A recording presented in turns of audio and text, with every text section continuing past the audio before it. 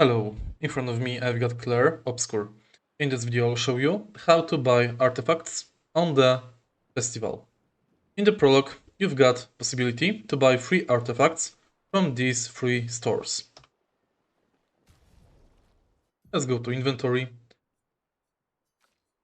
and here you can find Alt key and wear pictos, and also you can change your hairstyle. At the beginning we've got 2 tokens, thanks to which we can buy those things. In order to buy each thing, you have to spend 1 token. Simply talk to the shopkeeper. In order to gain 3rd token, approach this NPC and finish the quiz.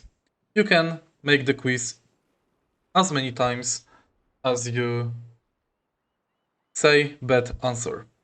So until you finish it, you can repeat it.